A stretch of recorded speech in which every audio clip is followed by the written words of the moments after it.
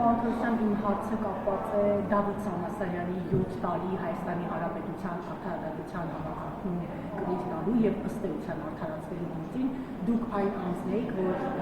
կոնկրետ ձեր տեղեկությունների մասով իրավապահների Դավիթ Սանասարյանի մասով որոշակի տեղեկություններ եք տվել եւ առանձնացրել եք դեմ բան, այսինքն դեմ ցուցումներ չեք տվել։ Այդ ձեր հայտնի տեղեկությունները պարզվեց ըստ էության, որ պարոն Թովմասյանի տեղեկությունները սուտ էին եւ Դավիթ Սանասարյանը արդարացվել է։ Չեք պատրաստվում ներողություն խնդրել Դավիթ Սանասարյանից այս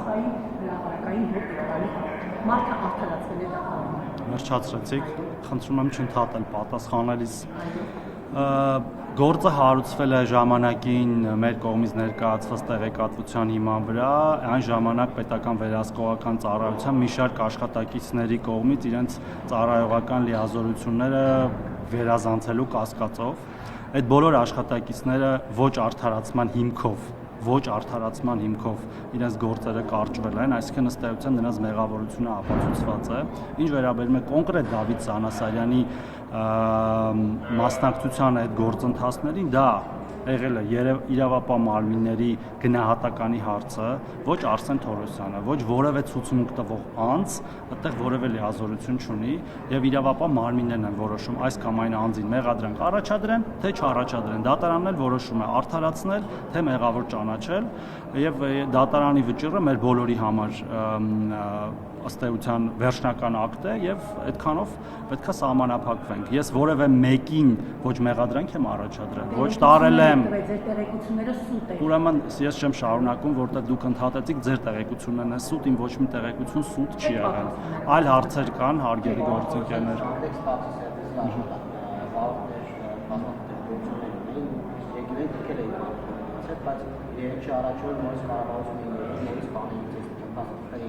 Վաղը նրանք յանդեսի գրասենյակի մոտ են ակցիա իրականացնելու ու սպառնում են կամ զգուշացնում են, որ հաջորդ եթե խնդիրները չլուծվեն, նրանք բողոքի ակցիաներ իրականացնելու։ Նաև Մայր Հայաստան բավական հավանական անդամներից Մեսրոպն է միջամտել իրենց խնդիրները առաջ տանում։ Այս իմաստով ինչ ունեք պարոն Թովմասյան, մարդու չի տվել, որ հետո նորից Մենք ունեցել ենք շատ կոնստրուկտիվ հանդիպում անհատ տաքսի վարորդների հետ, որոնք օգտվում են օնլայն պլատֆորմներից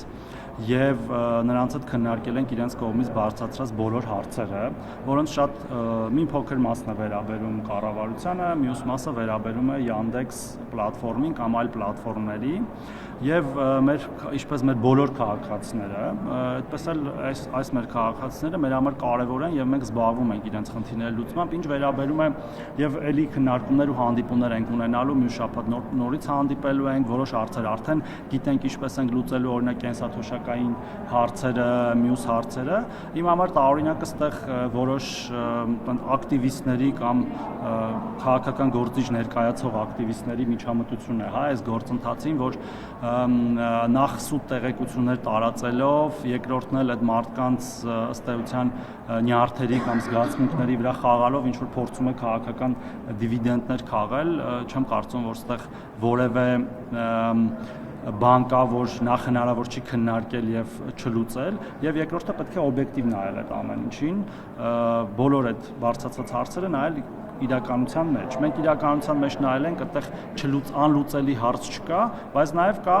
ոնց համադրելի հարց, օրինակ մյուս տեսակի աշխատողների վճարած հարկերի նկատմամբ, այդ վճարած հարկերը հետո ինչպիսի ծառայություններ են դառնում իրենց համար ու գործընթացը կշարունակենք, իդեպ շատ բաներ արդեն փոխված են եղել մինչև մեր այդ հանդիպումը եւ այն ինչ որ հնարավոր կլինի փոխել, կփոխենք, պետությունն էլ իր կողմից այդ առողջության ապահովագրության հարցերը, որոնք որ ուրիշ են ինքնազբաղվածների դեպքում կենսաթոշակային հարցերը, որոնք էլի ուրիշ են ինքնազբաղվածների դեպքում կփորձի լուծել։ Պետությունը Yandex-ի հետ որպես խոշոր ըստ էության ներկայացուցիչ, ՏՏ ոլորտի հարաբերվում է, այնպես չի որ չի հարաբերվում, եւ մեր գործընկերները աշխատում են նրանց հետ, հիմնականում մրցակցության եւ սպառողների պաշտպանության հանձնաժողովը եւ նրանց հետ էլ քննարկումներ իհարկե կլինեն, նրանք էլ են շահագրգռված հարցերը լուծելու մեջ։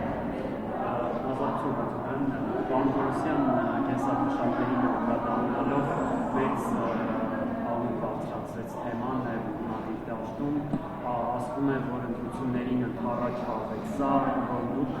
պարոն Փաշինյանը հայտարարում եք, որ փոփոխություն չի լինի եւ անուղղակի բարձրացում է թոշակները հենց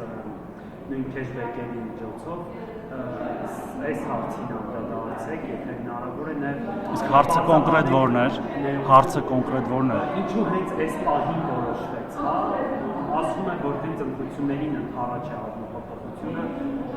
քաղաքական որոշում է, նաև նախագիծը երբ է հրապարակվելու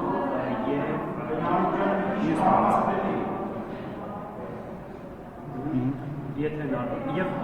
եթե հնարավոր պարզաբանեք բարձրացումը ինչ տոնով է լինելու ընդհանուր 10,000 դրամի մասին է խոսվում, որպեսզի նաև մարդկանց հասկանան։ Եվ ինչ ամբողջական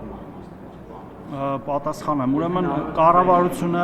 ունի ծրագիր 2021-2026 թվականների, որը իրագործում է եւ կառավարությունը գործում է մինչեւ նոր կառավարության ձևավորումը եւ ցանկացած գործողություն, որ իրականացնում է կառավարությունը, ըստ էության լեգիտիմ է եւ տեղավորվում է այդ ծրագրի շրջանակներում կամ բխում է, հա, ծրագրից։ Ինչ վերաբերում է մինչև այդ չանելու կամ անելու հայտարարությունների, մենք մինչև այդ բարձրացրել ենք այլ եղանակով, կենսաթոշակների եւ նպաստները հետվճարի եղանակով, մինչև այդ եղել են նաեւ ուղիղ բարձրացումներ, նկատի ունեմ մի քանի տարի առաջ, ինչպես նաեւ այլ առավելություններ են տրվել, հա, օրինակ մեր բազմաթիվ կենսաթոշակառուների 65+-ի դեպքում, օրինակ առողջության ապահովագրությունը եւ այլն։ Բայց նաև եղել են օբյեկտիվ հանգամանքներ, որոնք նոր են ի հայտ եկել, դա մեր տնտեսական աճի ցուցանիշն է 2025 թվականի, որը մեզ հիմք է տալիս այլ հետևություններ անել հարկաբյուջետային քաղաքականության եւ նաև որոշումներ կայացնել, որոնք որ մինչեւ դա ավելի ռիսկային էին թվում եւ դրանով պայմանավորված որոշում է կայացրել, որ բոլոր կենսաթոշակները, գրեթե բոլոր կենսաթոշակները, խոսքը 667,000 մարդու է վերաբերվում, բարձրանալու են 10,000 դրամով, իսկ որոշ կենսաթոշակներ բարձրանալու են ավելի շատ, մենք ունենք դեպքեր մինչև 10,000 դրամներ, այսինքն օրինակ կերակրող կորցնելու կենսաթոշակներ եւ այլն, եւ շատ քիչ դեպքերում այդ բարձրացումը կարող է լինել, ասենք 8 կամ 7,000 դրամ, դա խոսքը վերաբերում է շատ փոքրաթիվ մեր քաղաքացիների, որոնք արդեն իսկ բարձր կենսաթոշակ են ստանում, նկատի ունեմ միջինից մոտ 2 անգամ բարձր կենսաթոշակ ստացող քաղաքացիների է վերաբերում, բյուջետային ծախսերը, որոնք պետք կգան այս տարի այդ ծախսը հոգալու համար կլինեն մոտ 80 միլիարդ դրամի շրջանակներում, որը մենք ունենք ըստ էության եւ վերաբաշխումների միջոցով կտեղափոխենք մեր բյուջե, աշխատանքի եւ սոցիալական հարցերի նախարարության բյուջե, իսկ բուն որոշումը, որը մի որոշում չի, լինելու են մի քանի որոշումներ, հավանաբար կամ մոտակա կառավարության նիստին կամ դրանից հետո կընդունվի, որտեղ նաեւ ծրագրային ապահովման բանաձևերի մեջ փոփոխություններ պետք է իրականացնենք, որի համար անհրաժեշտ է իրավական հիմքեր է մեզ։ Yandex-in noriz վերադառնալ մի հարցի, նրանք նաև առողջապահության մասին, ապահովության մասին խոսեցին եւ այլ նաև կենսաթոշակների նրանք ասում են որ 5% պետական եկամուտը են ճալ եւ турք գեներալի ծառայությունների մեջ, բայց նաև շատ հակառակություններ կան, որ մյուս աշխատողները 20% իհարկե եւ որքան մարդիկ Ես դրա համար եմ ասում, ստեղ ազնվության ու ոչ ազնվության հարց, ազնվություն բառը երևի տեղին չի, ավելի շատ համաչափություն հարց կա, որտեվ 5% կանխիկից եւ եթե չեմ սխալվում 4.5% անկանխիկից է վճարվում այդ турքը, որը որևէ կերպ համադրելի չէ սովորական վարձու աշխատողի վճարած турքեր եւ ես մոտ 2 ժամ մեր հարգելի տաքսի վարորդների հետ խոսել եմ մանրամասն օրենքներով, մեր քաղաքացիները ոչ միայն 20% հարկ են վճարում, այլև վճարում են 5% կൂട്ടակային կենսաթոշակ եւ վճարում են նաեւ առանձին ապահովագրության համար 10,800 դրամ վճար եւ պետք է նայել այդ համեմատության մեջ, իհարկե լուծումներ կարող են լինել, բայց դա պետք է լինի համակարգային եւ ինքնազբաղվածների համար լուծումների շրջանակներում, որտեղ մենք էլի ունենք ինքնազբաղված քաղաքացիներ, օրինակ գյուղացիական տնտեսություններում զբաղված մեր քաղաքացիները, որոնք ապահովագրության համակարգ, եթե չեմ սխալվում, մտնելու են 2028 թվականի հունվարից եւ մինչեւ այդ լուծումները պետք է տրվեն, թե ինչպես է դա տեղի ունենալու։ Շատ թոշակառուներ իրենց մտահոգությունը հայտնեցին ձեր պարոն Փաշինյանի հայտարարությունից հետո եւ կենսաթոշակները բարձրանում են 10,000 դրամով, սակայն մինչև այդ չէր հայտարարվում, թե այնպիսի տպավորություն ու բոլորին է բարձրանում 10,000 դրամ, այլ հետո պարզվեց, որ տարբեր խմբերի տարբեր չափ է բարձրանալու։ Սրա հետ կապված թոշակառուները իրենց մտահոգություն են հայտնում, հատկապես աշխատանքային ստաժ ունեցող թոշակառուները, նշելով, որ իրենք մեղավոր են, որ աշխատանքային ստաժ ունեն, այսինքն այն մարդիկ, ովքեր շատեր Վերջացրեցիք։